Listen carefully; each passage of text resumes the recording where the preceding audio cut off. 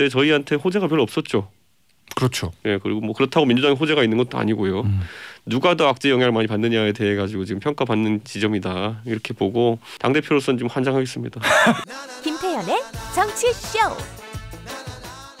바로 국민의힘 이준석 대표 만나보겠습니다. 안녕하세요. 네, 안녕하세요. 오랜만입니다. 예. 얼굴은 좀 좋아지신 것 같아요. 배만 나오고 있습니다. 예, 지방 다니면서 맛있는 거 많이 드셨나 보다. 그냥 사무실 앉아가 사무실 일만 이제 하고 있으니까 이번에 사실 대선에 있어가지고 사무실 일을 볼 사람이 별로 없어요. 그러니까 2012년 선거의 그 승리의 영웅들이 문재인 정부 겪으면서 다 감옥 가고 이래가지고 그런 측면이 있죠. 지금 그 실무자를 볼 사람이 없어가지고 당 대표가 지금 홍보 실무를 봐야 되는 상황입니다. 근데 이준석 대표 같은 경우에는 본인의 어떤 캐릭터와 나름의 팬덤을 가지고 있으니까 사무실 안에서 일 보는 것보다 밖으로 다녀야 되는 거 아니에요? 서울시장 재보궐선거 때처럼? 때가 되면 이제 돌아다니겠지만은 서울시장 때도 사실 사무실 일을 거의 다 하고 그다음에 나중에 이제 선거 한 15일 정도 되는 기간 동안에 이제 밖에 유세차도 이제 하고 다니고 이렇게 했던 거지. 원래는 안의 일을 빨리 정리해야 됩니다, 다. 알겠습니다. 이제 본격적으로 얘기를 좀 나눠볼 건데 뭐 오랜만에 모셨는데 이준석 대표 입장에서는 달갑지 않은 주제들입니다. 어제 SBS에서 여론조사가 발표가 됐어요. SBS 의뢰로 넥스트 리서치가 12월 14일, 15일 이틀간 조사한 거고요. 전국 18세 이상 남녀 1,016명에게 조사를 한 건데 일단 지지도가 이재명 35.4, 윤석열 33.3. 오차범위 내긴 하지만 이재명 후보가 윤석열을 앞서고 있습니다. 더군다나 거기다가 정당 지지도 같은 경우에도 민주당이 31.2, 국민의힘 30.0. 한 오차범위 내지만 역시 밀리고 있고요. 대선 중도층 지지도 이재명 35, 윤석열 28.4. 요것도 밀리고 있고 거기다가 우리 이런 것들 보잖아요. 대선 결과 예상. 정권 교체론과 정권 재창출론. 정권 교체론이 50.7, 정권 재창출이 40.9. 뭐 10% 이상 정권 교체론에 많이 나오곤 하지만 예전보다 숫자는 좀 줄은 거거든요. 원래 연말 연시 되면요, 연말 연시 기간은 여론조사 정확도가 상당히 떨어지기 때문에 이번 주 조사까지 정도만 하고 보통 여론조사 기관들이 정례 조사를 안 한 경우가 있습니다. 연말에는 그렇기 때문에 원래 이런 큰 선거 앞두고는 고지전을 하게 되어 있어요. 그러다 보니까 서로 이제 뭐 의혹 사안들을 제기하고 이렇게 해서 이제 결과를 좀 받아보려고 할 텐데 아마 제가 봤을 때는 지난주도 봤을 때 저희한테 호재가 별로 없었죠. 그렇죠. 그리고 뭐 그렇다고 민주당에 호재가 있는 것도 아니고요. 누가 더 악재 영향을 많이 받느냐에 대해 가지고 지금 평가받는 지점이다 이렇게 보고 아마 우리 쪽 악재가 한 하루 이틀 먼저 나왔기 때문에 먼저 선반영된 거고 또 이번에 또 이재명 후보의 가족에 대한 문제도 꽤 심각한 사안들이 제기가 돼가지고 그 사안도 좀 반영이 되지 않을까 이렇게 생각합니다. 이건 완전히 정치 평론가적인 얘기하는 거고요. 당 대표로서는 좀 환장하겠습니다. 당 대표로서는 환장할 노릇이다. 어떤 이런 걸 얘기하잖아요. 기본적으로 야당이 이번에 대선에서 좀 유리할 수도 있다라고 일부 평론가들이 얘기하는 큰 것 중에 하나가 선거는 구도인데 정권 교체론이 정권 유지론보다 압도적으로 높기 때문에 그러하다는 얘기를 많이 했거든요. 근데 그 차이도 지금 점점 줄어들고 있어요. 그럼 구도 자체가 더군다나 민주당은 구도를 과거 대 미래로 짜겠다. 뭐 이런 어떤 전략을 가지고 있다는 보도도 심심치 않게 들리고 있고 구도 자체가 흔들린다는 생각 안 해보셨어요? 저희가 전략이 없는 건 아니고요. 그런데 전략을 이제 얼마나 수행하느냐, 이 수행 능력에 따라서 이제 결과가 나오는 것일 텐데 아직까지는 전략대로 수행을 잘 하고 있지 못합니다. 그리고 본인이 준비하고 있던 전략들을. 그리고 기본적으로 한 지난 서울시장 선거 이후로 한 6개월 이상 사실 보수 진영이 굉장히 오만했던 건 사실입니다. 그리고 그다음에 전당대회에 있었던 흥행이라든지 경선의 흥행으로 인해 가지고 초기에 한 15% 정도 격차를 보이면서 상당히 좀 우위에 있다고 판단해 가지고 그때부터 좀 오만한 모습을 보인 건 사실이고요. 그래서 그 거품 빼는 게 제일 중요합니다. 그리고 그 안에서 보면 저는 제가 큰 선거 때마다 이제 선대위 활동하면서 지켜봤지만은 처음에 후보가 선출되거나 제가 이제 이 컨벤션 플러스 과표집 효과가 있다라고 저는 분명히 이야기했거든요.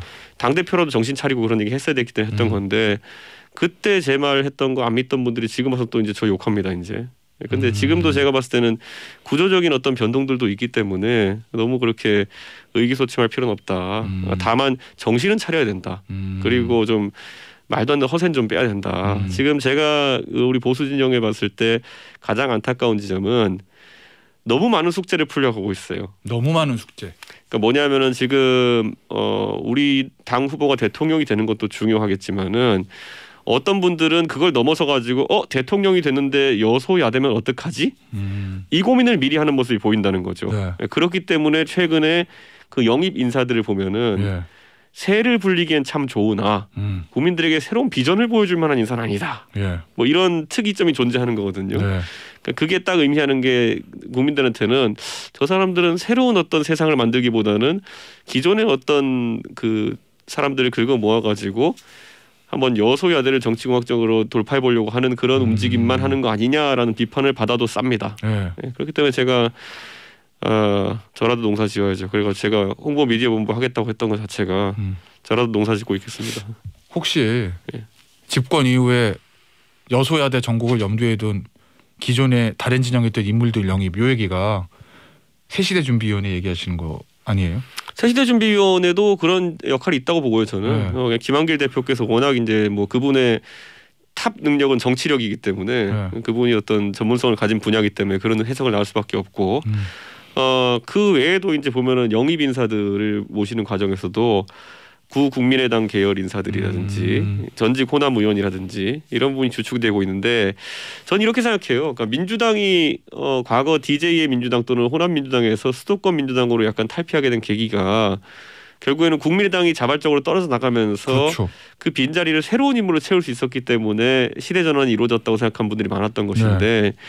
지금 과연 이런 흔한 이제 영남과 호남의 합 이런 시나리오가 젊은 세대에 크게 소구력이 있을지는 저 옛날에 바른미래당 할 때 그랬거든요. 아니 안철수랑 유승민이 모여가지고 이 새로운 그 젊은 세대의 이미지 좋은 정치인들이 모여가지고 고장 내놓는 게 영호남의 결합이냐. 제가 그 얘기했던 적이 이미지 있거든요. 자체가. 네, 그러니까 저는 이 영호남의 결합이라는 거는 30-40년 넘게 정치해 오신 분들한테는 그분들의 필생의 과제로 인식될 수는 있겠지만은 지금 젊은 세대에게는 시대적 과제가 아닙니다. 네. 젊은 세대는 항상 예전에 갈등 조사해 보면은 지역 갈등을 지금 젊은 세대에서 이야기하면 좀 이상한 사람들입니다. 네. 젊은 세대의 절반 이상은 수도권에서 태어났고 네. 그런 상황 속에서 지역 갈등을 크게 느끼지 못하는 그렇다고 영남에 있는 젊은 세대가 영남 패권주의를 느껴봤겠습니까? 네. 아니면 호남에 있는 젊은 세대가 진짜 과거와 같은 호남에 대한 소외를 느껴봤겠습니까? 그러니까 이거 외에 근데 오히려 젊은 세대가 강하게 반응하는 것은 젠더 갈등이라든지 네. 아니면 경제 계급 간 갈등이라든지 이런 것인데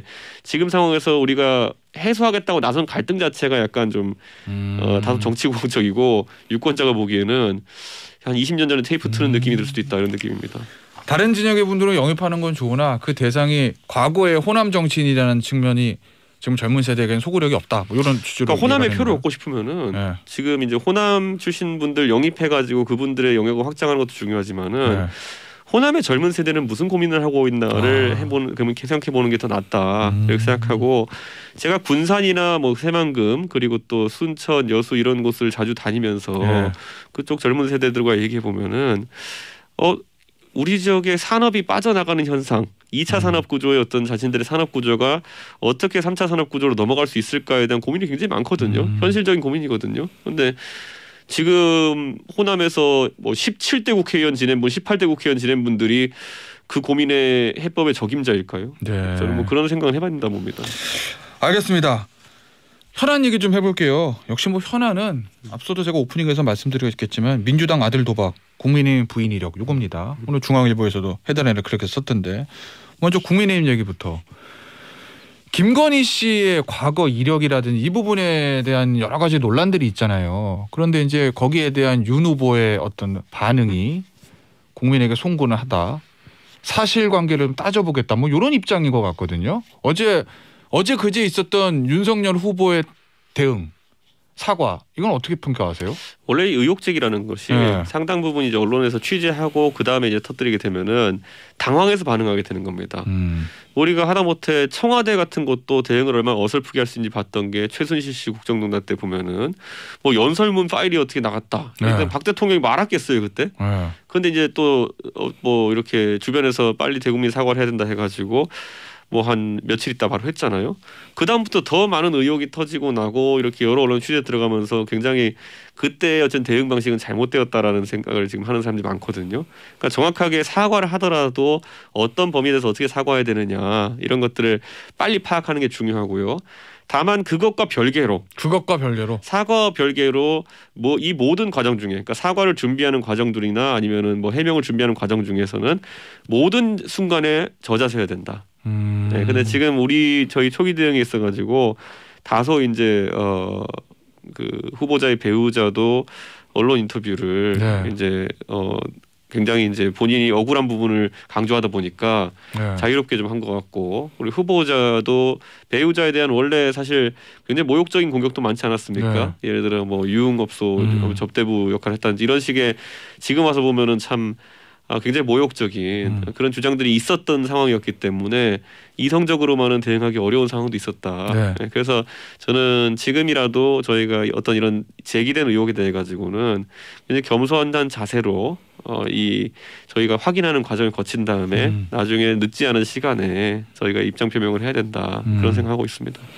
근데 그동안 네거티브 대응팀이 하는 게 있었잖아요. 경선 캠프도 마찬가지고 지금 선대위도. 그동안 여러 가지 사실 김건희 씨의 과거 이력에 대한 이런저런 얘기들이 있었는데 그동안은 확인을 안 하셨던 건가요? 당에서나 캠프에서? 저희가 예를 들어 이런 부분을 그 사생활까지 검증하고 이렇게 들어가기에는 사실 저희가 이 부분을 들여다보기 참 어려운 측면이 있고 네. 그리고 역설적으로 지금 이런 후보자의 배우자에 대한 부분 같은 경우에는 과거에 인사청문회나 이럴 때 또 거꾸로 민주당이나 이런 데서는 검증을 안 했던 부분이거든요, 세게. 네. 그렇기 때문에 그 당시 그거 주제가 되지 못했고 저희가 축적된 자료가 없는 것은 사실입니다. 별로. 얼마 전 일부 언론 보도를 보니까 말씀하신 아까 이준석 대표 얘기하셨던 후보자 부인이 이제 기자의 전화를 직접 받는 그런 부분을 지적하면서 민주당 같은 경우에는 배우자 실장이라는 직위도 있고 김혜경 씨에게 통화하기 위해서는 정식 공보 라인을 거쳐야 된다 이렇게 얘기하던데 지금 윤석열 후보의 배우자인 김건희 씨에 대해서는 그런 관리가 안 되는 거잖아요. 예. 당에서 너무 방치했다. 캠프에서 너무 방치했다. 이런 비판은 어떻게 생각하세요? 뭐 그렇게 생각할 수도 있겠지만은 저희는 그 배우자의 활동에 대비해 가지고 후보가 선출되기 이전부터 다 기획을 해놨었습니다. 그렇기 때문에 저희는 그 부분에 대해서는 다만 그런 어떤 활동에 대해서 어떻게 할지는 당연히 후보자 배우자와 후보자의 판단이 중요하기 때문에 저희가 그것을 좀 존중하고 있는 것이지 뭐 저희가 인력과 기획이 부족해가지고 그렇게 하진 않았다 이렇게 말씀드립니다. 자 그러면 이렇게 들리는데요. 후보자와 윤석열 후보하고 김건희 씨만 오케이 하면 김건희 씨에게 드릴 비단 주머니가 있다. 비단 주머니까지는 아니고 당연히 어느 선거에서나 저희가 후보자의 가족에 대해 가지고 하는 어떤 지원이라든지 이런 건 다 할 수 있다는 것이고 이건 별로 특별한 일이 아닙니다. 다만 이번에 그 김건희 여사 같은 경우에는 워낙 공격받는 지점이 좀 아까 말했듯이 좀 모욕적인 지점들이 있었고 그래서 대외 활동을 상당히 좀 줄이는 방식으로 오히려 후보자 측에서 대응을 하겠다는 생각으로 그런 어떤 공식적인 지원을 안 받았었는데 대외 활동을 줄이겠다는 측면. 근데 어떤 의미에선 좀 당혹스럽게도 하도 이제 이런 취재가 과열되다 보니까 후보자 배우자가 개별적으로 대응하다가 지금 또 이런 상황이 생기지 않나 좀 생각합니다. 혹시 김건희 씨를 위한 비단 주머니는 없습니까? 지금 2개 공개했잖아요, 비단 주머니. 크라켄이나 AI. 비단 주머니는 엄청 많고요. 그런데 결국에는 우리 후보가 당에 들어와서 이제 활동한 지가 4개월, 5개월 정도 이제 되는 시점이기 때문에 후보자가 사실 주변에 당내 사람들과 융합하고 또 이제 당내 사람들 신뢰하고 이제 쓰는데도 어느 정도 좀 시간이 걸리긴 할 거다 이런 생각을 합니다. 알겠습니다. 민주당의 아들 리스크도 있잖아요.